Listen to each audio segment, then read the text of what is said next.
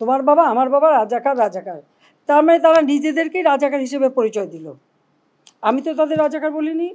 যে সমস্ত প্রতিষ্ঠানগুলি তারা পোড়ালো, যারা করেছে তারা কি এর সুফল ভোগ করেনি? তারা কি এর থেকে কোনো রকম সুফল পায়নি?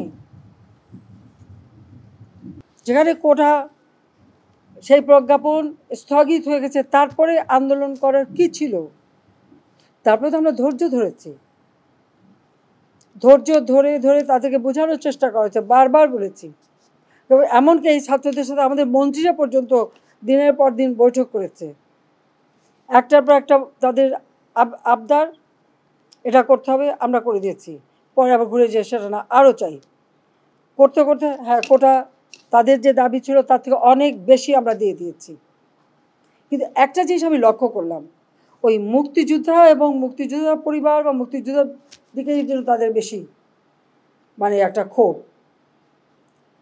আমার একটা কথা নিয়ে তারা কতদিন প্রতিবাদ করলো। কি কথা বলেছিলাম আমি?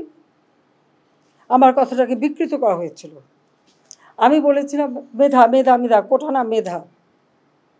তো কোটা আমাদের নারীর কোটা, প্রতিবন্ধীদের কোটা, নৃগোষ্ঠীর কোটা, প্রত্যেক জেলার কোটা, মুক্তিযোদ্ধা পরিবারের কোটা, সেগুলো তো আমি বাতিলও করে দিয়েছিলাম।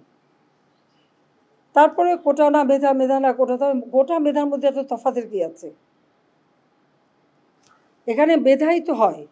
প্রথমে প্রিলিমিনারিতে তাদেরকে পরীক্ষা নেওয়া হয়, এরপর লিখিত পরীক্ষা হয়।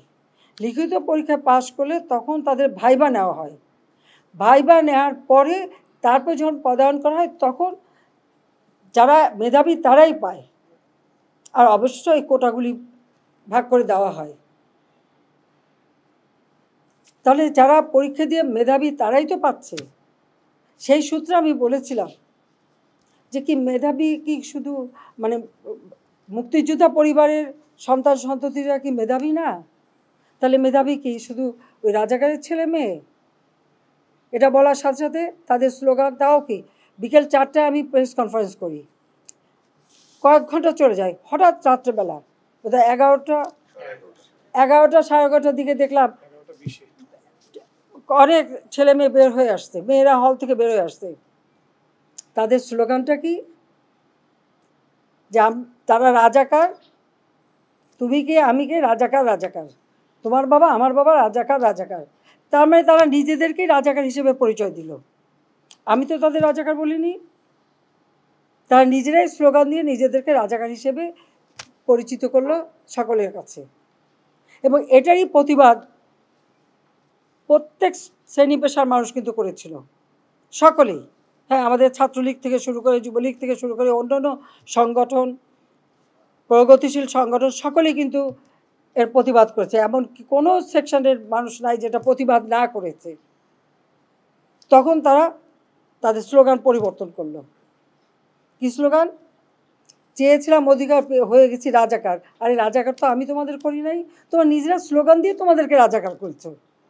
তোমরা স্লোগান দিয়েই তোমাদের পরিচয় দিয়েছো। তোমরা শুধু না, তোমরা রাজাকার, তোমার বাবা রাজাকার, এটা তো তোমরাই করেছো।